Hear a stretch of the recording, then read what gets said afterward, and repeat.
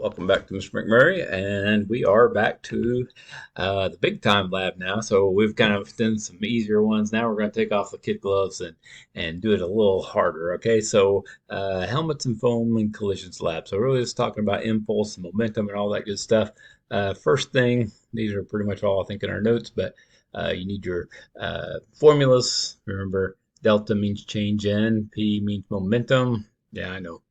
Y would P stand for momentum. But anyhow, and then force times the change in time. Okay, acceleration is equal to the change in velocity over time. It's also acceleration is also equal to force divided by mass, which will be used here in a little bit. And momentum is mass times velocity.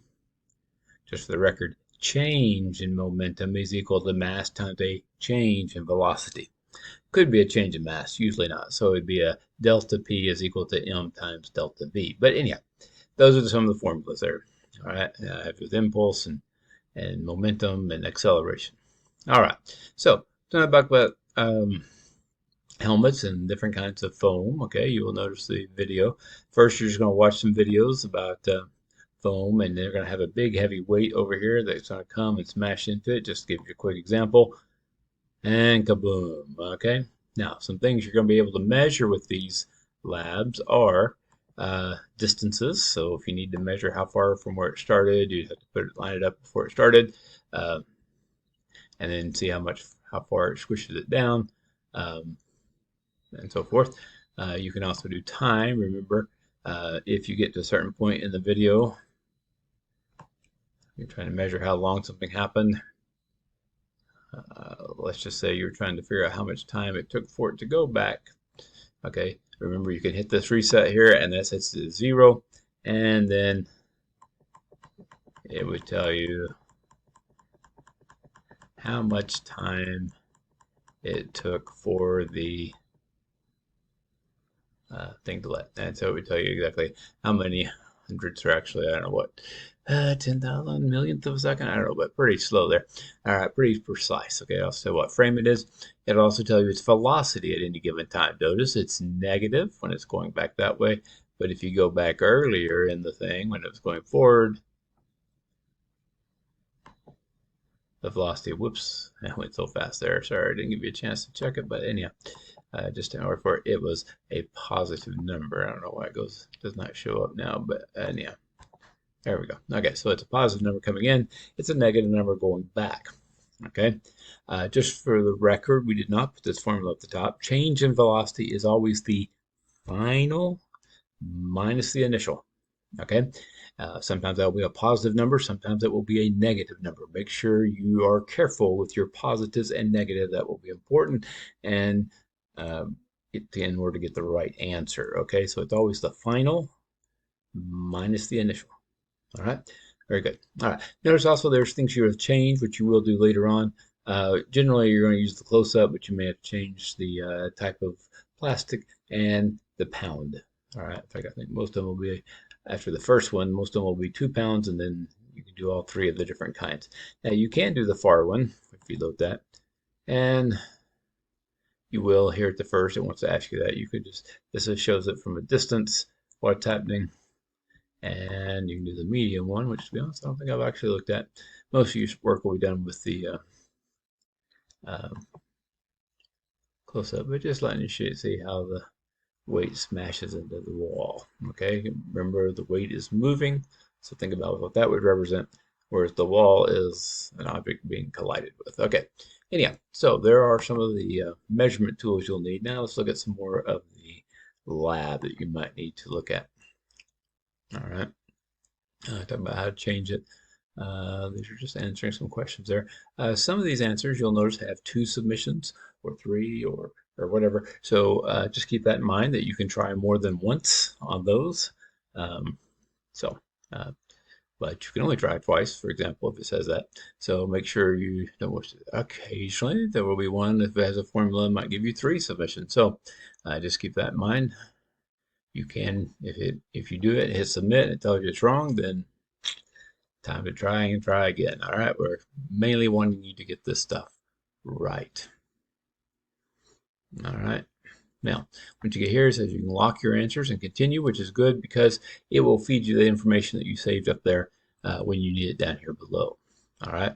So basically, you're going to play the video, which is going to have the weight smashing into this. You're going to put the ruler where it started, so you can measure how much it squeezes.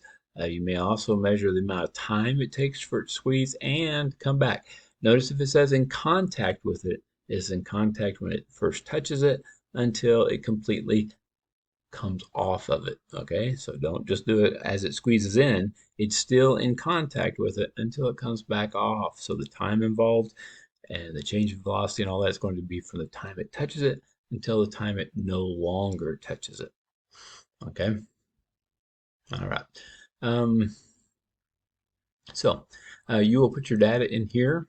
Up here, you have to calculate. There's some hints and formulas to help you make sure you get that right. For example, on this one, you're trying to find the force, which would be F up here. Well, if we solve for F, this would be F is equal to acceleration times mass. So you would have to just take the acceleration, which it tells you the mass, and once you have filled in the information, it will tell you what what the acceleration was, and then you can multiply those two numbers together and get your answer, okay? How you get these calculations up here, you're going to do the same thing down here, okay? The first example is the one you've done, and it will give you the information up here where it says student response. Now, if you had actually filled in the information up above, it would give you the answers, and then you could plug those values in here. That will help you figure out how to maybe do these other ones if you need to, okay? You're going to, you'll have done this one. You will do these three, and you're going to do the same kind of formulas you did up there. Fill in the chart for that. Then it should graph this. All right, you have average force already set up here, time down here, so we'll graph that. Then using, and you can see that as the force, amount of force changes, the average force, what happens to the time that it takes. Okay. All right. So, and then you got to describe how that happens. Does it change? Does it not change? Whatever.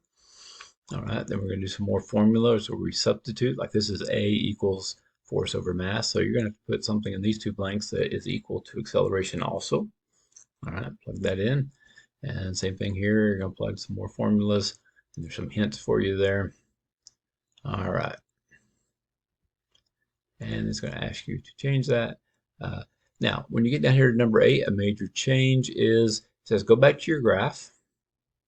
Okay, which is way back up here. Okay, and instead of average force, you're going to click on that, and it says change that to distance compressed. So you will click on distance compressed. It will change the new graph, and then you can go back to, I believe it was number 8 down here in this section. All right, and you can describe what happens as the distance compressed changes, what happens to the amount of time that it takes, okay? And so anyhow, then you have a conclusion from that, and then you're done. Okay, now there I said this is a longer information.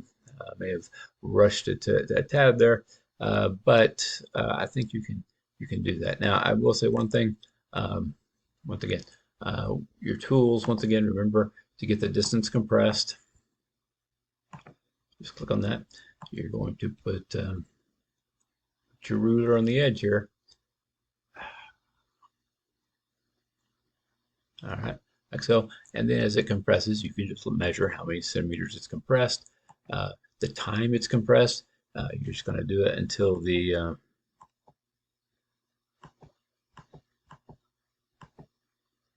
until it hits it. Then you can reset it to 0, and then you can just keep doing it until it is no longer in contact with it. Okay. If you're just doing the distance compressed, you just do it on the way in. But if you're doing the time that it's in contact, that the weight is in contact with the foam, you're going to have to do all the time still touching it. Even as it's coming off of the foam is expanding back out, it's still in contact. So it still counts. It's still exerting forces on each other. Okay, equal and opposite forces. Yeah, okay. We remember that from the third law. Okay, and it will also have the velocity down here. And so you can tell the velocity as it was coming in and the time it's coming out. And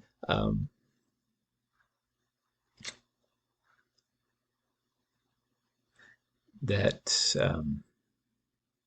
Now, I think it's okay because everything's in centimeters. You don't have to convert it on this one. I think one of the later labs, you'll have to convert centimeters per second into meters per second, but I do not believe that is this lab. If I lied about that, you can sue me later, okay? But if you needed to convert it, you would just divide your answer by 100 because it takes 100 centimeters to go into meters, so it's going to be a smaller number in meters per second. You would just move the decimal over to the left. But I'm not sure how my video is backwards or not. So anyhow, it will move it two places to the left or make it a two decimals smaller number. Okay, 100 centimeters would be 1 meter per second. Okay, so 100 centimeters per second would be 1 meter per second. Anyhow, like I said, I don't think you'll have to do that one for this one, but it is one of the later ones. All right. Other than that, I know this one's a little more complicated, but stick with it.